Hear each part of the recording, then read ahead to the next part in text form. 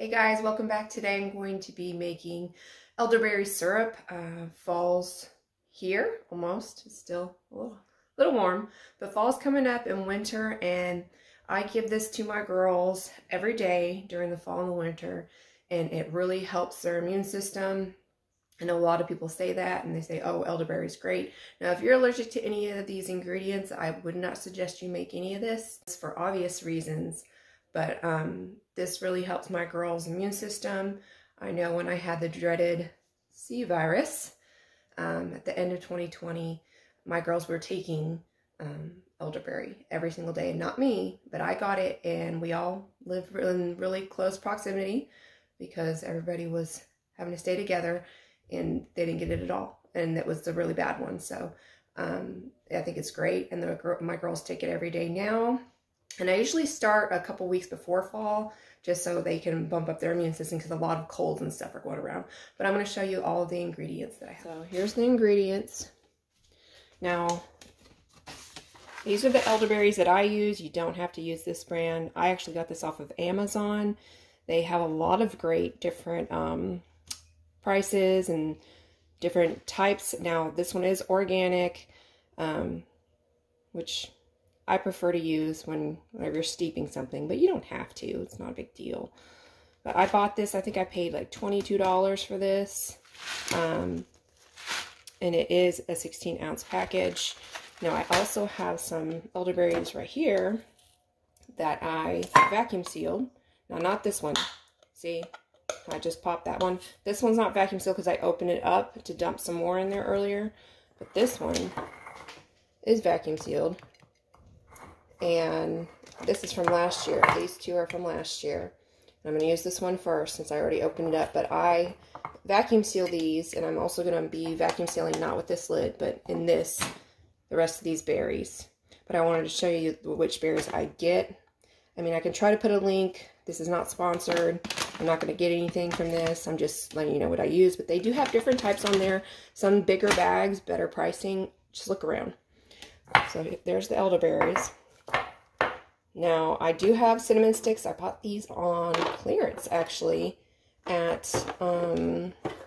Walmart a little bit ago. And I know they have an expiration date, but they don't really go bad, so it's not a big deal. And I throw a couple of those in there. I have ginger. Now, if you wanted to use fresh ginger and just strain out the pieces, you could do that too. I just don't have any, and this is what I use anyways. So ground ginger. And then I have some honey. And this is from a local keeper in Tennessee. And I just love it because look how dark it is. It's like super dark. Wonderful. And this is about, I think it's a pint of raw honey.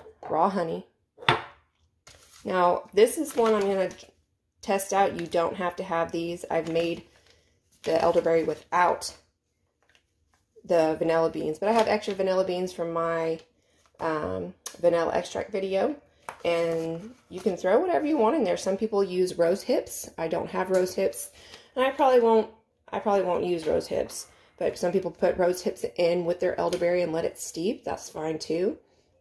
And you need some water because we're going to let these berries steep for a long time. All right, I'm going to cut this vanilla bean open. I'm not going to scrape anything. I'm just going to cut it open.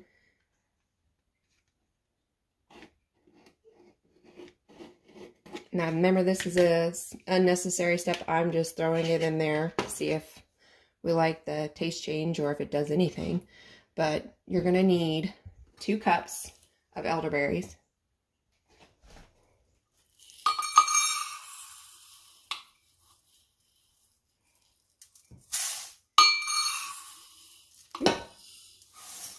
Two cups of elderberries. And now you're going to need 4 cups of water to put in here.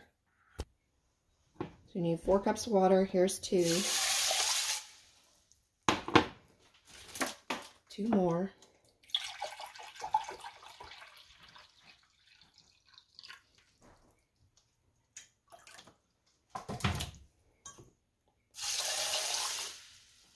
Now, I usually double this recipe, but I'm just showing you the basic recipe because doubling for my family is better. Now, you can throw as many cinnamon sticks If you want cinnamon sticks in there as you want, 2 or 3. It's always really good. And then you need about a tablespoon of, I have ginger. Can't get it out of there, so I'm going to have to, whoop, that was a little too much. There we go. I like ginger, it's okay.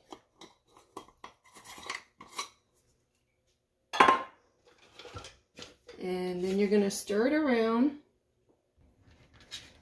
Throw the vanilla bean in there. Try to stir it up really good till you don't see the ginger powder anymore.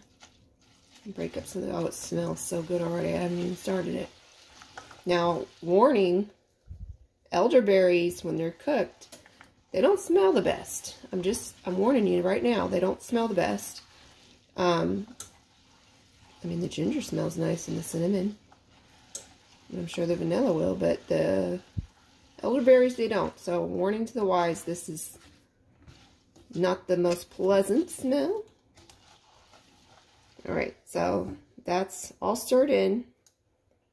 Can't see most of the ginger anymore. Now I'm going to turn it on high to bring this to a boil. Okay, and once this comes to a boil, we're going to turn it down to about medium-low, more on the low side, and let it simmer for 35 minutes. Alright, once it's at a good boil,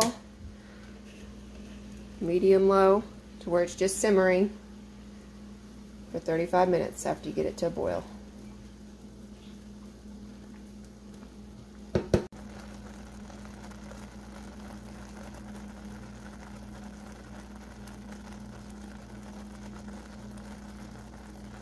I'm going to show you how I vacuum seal my elderberries. And also for the elderberries later, you're going to need, this is a cotton cloth that I have. Make sure it can get stained, whatever you use. And then a strainer. That's for later though. But I'm going to reseal these vanilla beans. And I have a Food Saver attachment, handheld one. And I'm just going to seal these vanilla beans back.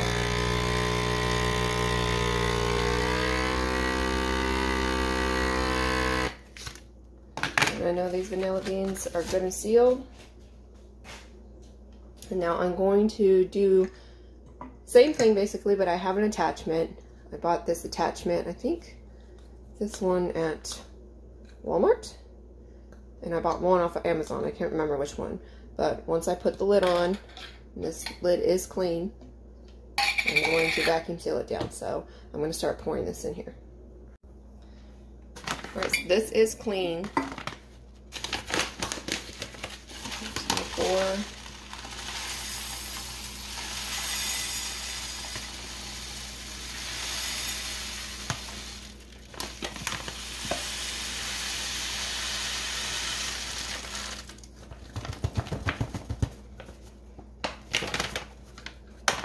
Alright, so I think it's about 4 cups you get in the bag. So I'm going to put the lid on. And I always use new lids because you can reuse the older lids that you've already used for canning, but they don't seal as well. You could always try, it's not necessary.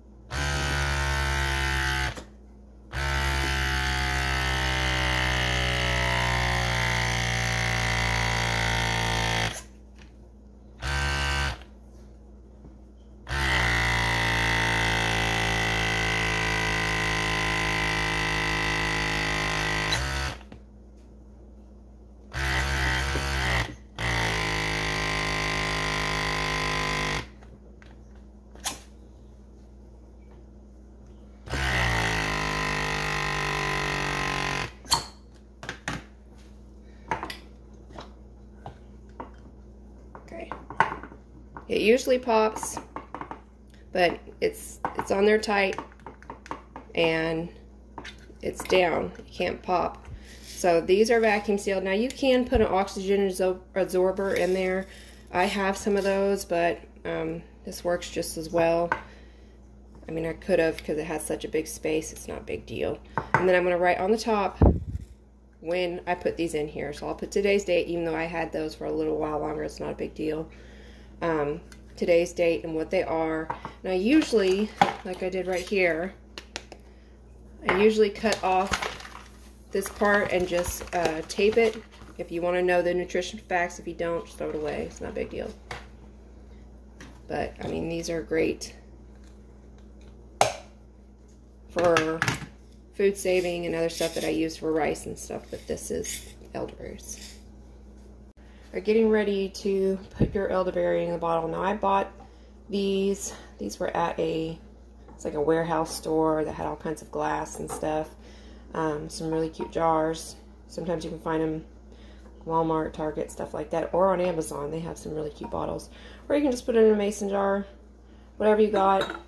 That will keep in the fridge. I just like these because these big lids, I just hate taking them off and they're very messy. This one I can just take off and just pour into a tablespoon, which is how much my girls get every day, is a tablespoon of this. And this is from our last batch. This is what we have left from last time. But yeah, you can find jars anywhere. Do what you prefer. I mean, it doesn't have to be expensive. Alright, the 35 minutes is up. And what you're going to do is you're going to turn it off completely. And I'm going to move it off the side. And I'm going to let it steep for an hour. Okay? Let it sit here for an hour. Do its thing. Put a lid on it. And don't touch it. They've been steeping for a little more than an hour. You can see there's not a ton of liquid in there. This is why I do a double batch. So I have a heat safe bowl. I have a big one because I want it to sit, because I'm going to add the honey later. So I have my strainer, and then you can use cheesecloth if you have it, or I have a cotton one.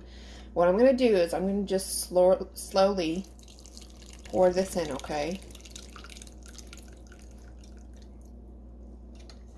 And I'm going to let that drain out.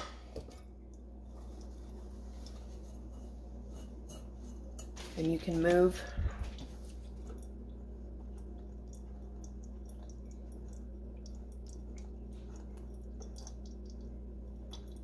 it around.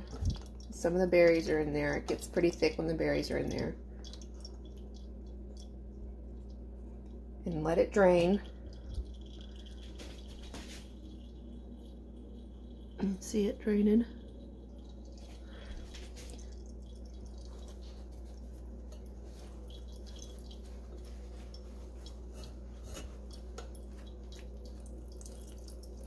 You probably want to use gloves. This will stain your fingers, so my fingers will be stained. Just let it keep going.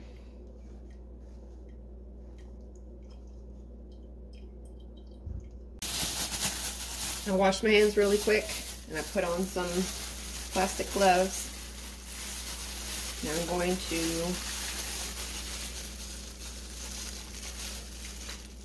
squeeze it out. Do not wear light colored clothing when you're doing this. That's why I have black on. It will stain everything. And I just twist it, and I squeeze as much liquid as I can out of there. You want it because the berries soaked up all of the water. And now I'm trying to get every little last bit out.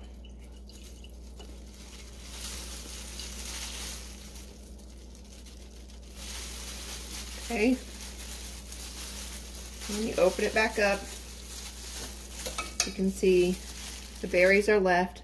I'm going to throw these in the compost. And I'm going to put a bowl, and I'm just going to put these in there and keep going with the rest of it. Just, you see the cinnamon sticks cracked. Just take those out. You find them. You gotta find the vanilla bean too. Remember, the vanilla bean's optional.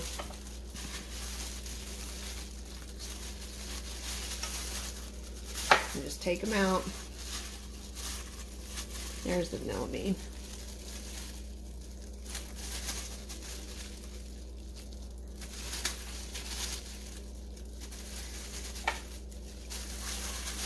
And just keep putting it in and squeezing it out.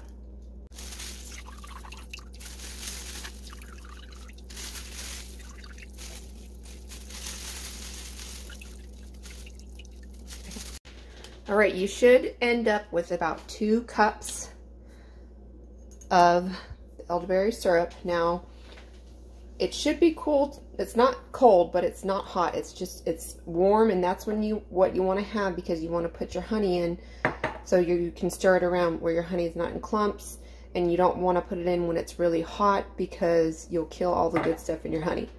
So what your ratio is supposed to be is whatever you end up with, you use half that in honey. So I have 2 cups, I'm supposed to use 1 cup of honey. But I might use about 3/4 of this. Last time I put the whole thing in, it was sweeter and it tasted better. My kids said it tasted better. So I don't know, I might throw the whole thing in there. Just because this is the really dark honey. And it has lots of benefits. Supposedly there's a study by Cornell University in New York that darker honeys are better for you. They have more vitamins and nutrients. So I might just stick the whole thing in there, but the normal ratio is 2 to 1. So 2 cups to 1 cup, but I'm gonna probably put 2 cups in there. And make sure you do this while it's still warm.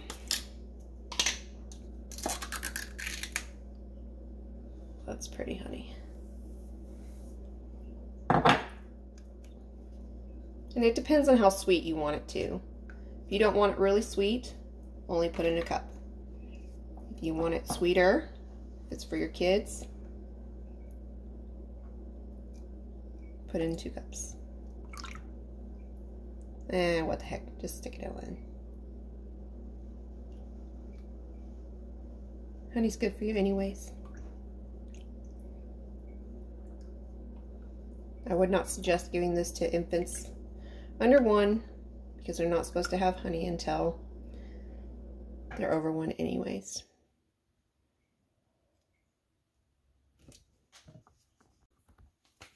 And it's also not a bad thing because elderberry can be pretty bitter. It's definitely an acquired taste. When you first take it, it's very, very bitter. Unless you put a lot of honey in it. And the honey does cut the bitterness some, so it makes it easier to take. But yeah, if you do put 1 cup, it's going to be on the more bitter side, but I promise it's good for you.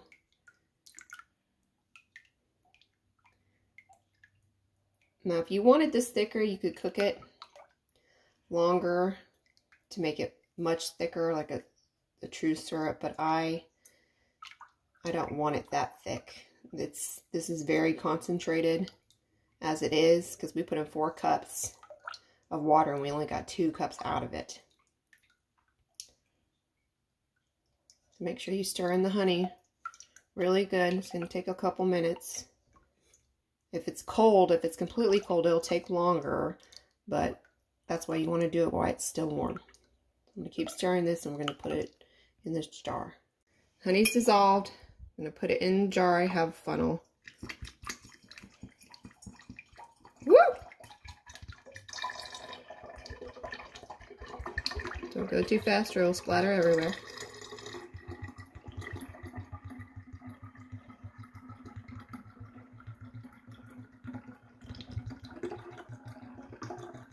And I think it ended up, yeah, once you put the honey in, it went up to 3 cups.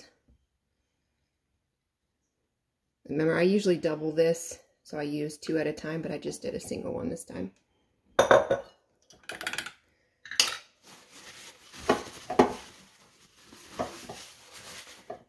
Now, this is cool enough to put it in the refrigerator Make sure your lid's on really good.